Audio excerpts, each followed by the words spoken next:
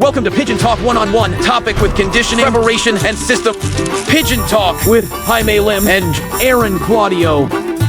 Pigeon Talk One-on-One, powered by Delomi Probiotics, Bear Sale, Wingmaster, Bona Mix, Royalties, Victory, Gasty Pro, Burlington, Mikusin, Haggis. Tatanong. So yung mga herbal, mga vitamins, madali.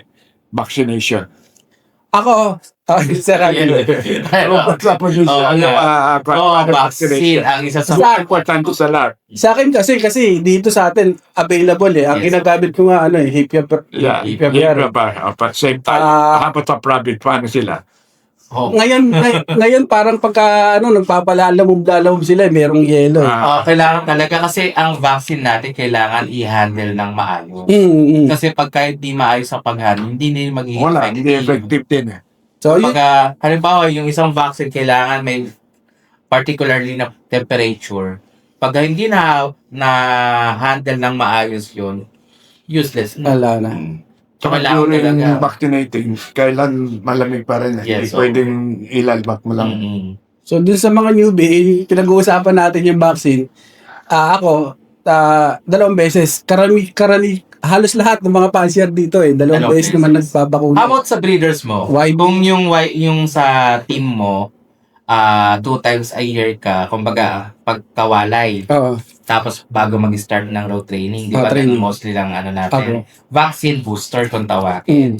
How about sa mga breeders mo? Nagba-vaccine ka pa? Hindi na. Ay, hindi na. So, hindi ko na sila. Ang lahat lang ng binabaksinin ko, yung lahat lang ng nasa Flyers Club ko, alam naman natin na pagka hindi mo binakunahan, yung mga lahat, kung meron kang pang south doon o pang north doon na pinagsama mo, sigurado yon mataas ang percentage na magkasakit sila pag galing sa training, galing sa track. So, hindi ka nagme-maintenance ng vaccine sa mga breeders mo din. Hindi. So, ilan ang mga breeders mo so far ngayon? So, para ang ibon ko nasa mga 350, mga ganun, 300 plus. Yeah. Breeders lang. Hindi, Breeders. kasama na yung flyer doon. Kasama na yung Breeder ko siguro mga 300 o 250, ganyan. mga ganun siguro, mga ganun pair. So, ano yung mga winning line na hawak? So, ang winning line na hawak ko yung Jansen at saka Vandenbroek. Nung una ako naglipad, Jansen, tapos yung Vandenbroek galing online galing kay Sir, Luis Yu, yung Vandenbroek niya. So, kilala yung mga ibon ko na mahaba yung balibo sa paa. Okay. Parang fancy. Oo. Nung, Vandenbroek yun. opo. Yeah, meron sa pati. Oo. Nung yung breeder ko wala namang gaano konti lang pero nung in-inbreed ko, kumaba talaga yung mga balahibo nila sa paa. So yun yung talagang baseline ko, Jansen tsaka Vandenbroek. Yung Johnson, saan galing?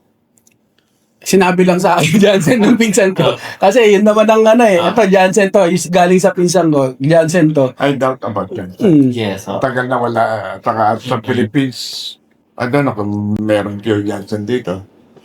And anyway, Johnsons are old lines. All right. And ngayon, nag-improve na ang bloodline natin. Why go back to the old lines? Yes. Kasi mga new lines, longer distance at mabilis na sila. Mabilis Pero yung mga old lines pa rin natin, yung mostly mga nananalo sa atin kasi nag-adapt na yung line nila dito sa Pilipinas eh.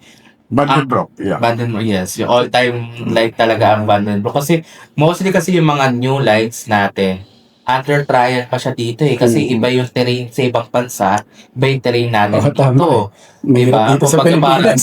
Mahirap ang sa Pilipinas. Yeah, Boss Jimmy, regarding to sa experience nyo yung mga import mo, sir, ilan yung percentage na sa mga na-acquire mo na ngayon ay kumikilos? Okay, let's talk about breeders. Yes. Let's say, 10 breeders, siguro dalawa.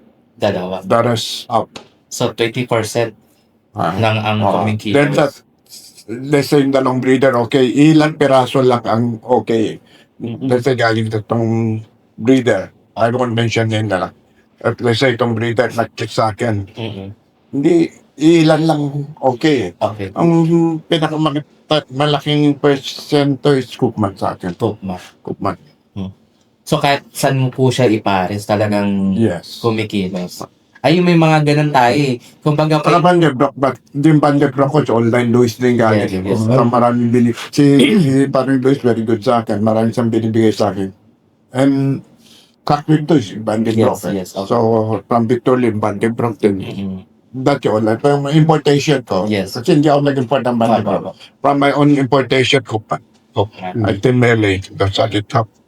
Maraming di gumawa. I won't mention na di gumawa. Yes. Sigurado mahal yun. Hindi, actually, may mga linya na kasi na nag-fit din sa sistema natin. Katulad katulad kay boss, yung mga line ng Koopman and yung mga VDV, yun talaga yung kumikilos kay boss. May mga katulad sa'yo, Jansen and VDP. So, may mga linyada kasi tayo na ibon na nag-fit doon sa sistema talaga na hinahawakan natin. Kasi minsan, halimbawa ako, sistema ko, one day meal lang ako, lagi. Kasi nga dahil sa trabaho. Pero nag-fit yung linyada ko kapag nangangarera ako. Hindi. Hindi, may mga example lang po. Kumbaga, halimbawa, katulad yung mga linyada ko, ayaw kumili sa loft ko. Minsan, sa mga OLR, kumikilos. May mga ganon. Diba? Oh, let's talk about OLR. Diba, sumali ka sa OLR at nanalo ka ng OLR. Abroad o dito? Dito po. Dito, yeah.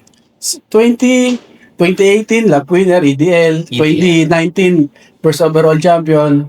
2020, finisher. 2021 yun eh, kasi 2020 Puro EDL yun. EDL, yung tatlong po na yun. Tapos, 2021 din yun sa QPHA OLR, first overall champion. Ang entry ko doon, 5 eh. Yes. 4 yung nakarating sa derby, 3 yung nag-champion. First overall, 9th overall, 11th overall. Tapos nakuha ko lahat ng side bet tsaka pooling, solo lahat. Ayun, so ayun, yung shoutout is kay Press Part 3. Sa Sir Part 3 ako. Oo, kasi yung time din na yun, ilang beses na ako nalala ng QVHA. Actually, isang set ako lagi doon. Yung last season, nag-third, 6 and 9 days naman yung ibon ko doon. Congrats. Ayun. Nakikita ko rin yung mga post mo. Kumbaga, nag-fit din niya tapos doon sa QVHA All Art. Kumbaga, mga line naman yun ng Golden Thread ko. Yung Golden Thread ko, mixed with yung gift bird sa akin ni Boss Jaime Lim na Joston Badwin Pro. Na kiros ko siya na sang Benjilet na mga pecker. Mga all lengths siya talaga.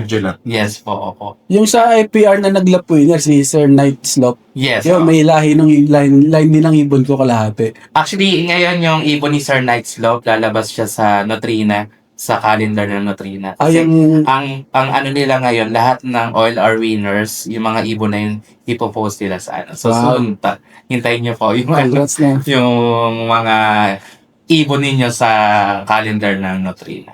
Ayun, with regards naman sa sa mga breeders mo, paano yung maintenance mo? Paano yung sistema ng maintenance ng mga ibon? Ako, one day eat.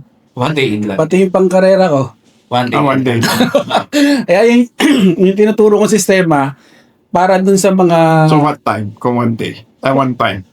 9 a.m. Papakainin ko sila. Lahat ng breeder, lahat ng flyer, isang beses lang kumakain sa akin. So may sistema lagi. Iba sistema doon sa mga flyer kasi lilipad sila. Iba rin sistema doon sa mga breeder. Yung mga breeder, isang beses lang kumakain. May mga itlog, yung mga nakakasa. Yun lang may mga anak. Laging merong pagkain talaga sila. Oh, kapag may inakay, ilang beses ka magpatok? Isang 2, 3. Okay. Basta pag naubos? Pag naubos yung pagkain nila, so kailangan talaga laging meron. Sa mga breeders mo, gumagamit ka ng pellet? Ang ginagamit ko sa mga breeders ko, kunyari, napisa, bibigyan ko sila pellet sa umaga, tapos, yung Integra, gano'n, mga gano'n, tapos yung iba, chick booster, binibigay ko, tapos sa hapon, bibigyan ko sila buto. Kasi, Buto?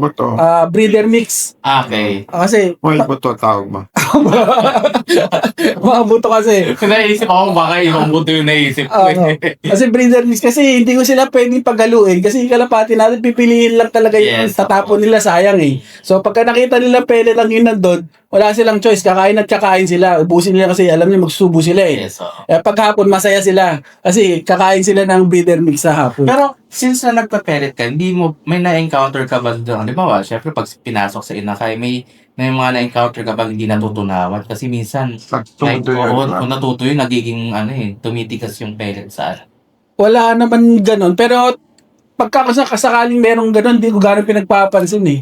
Kasi, yung sistema ko sa loob ko, madali lang eh.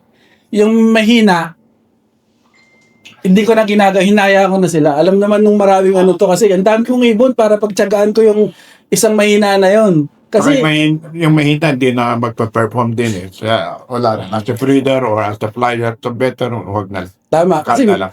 mas masaya pa ako. Kasi alam ko eh. Alam ko, gagamitin ko yan kung gagamitin kong breeder.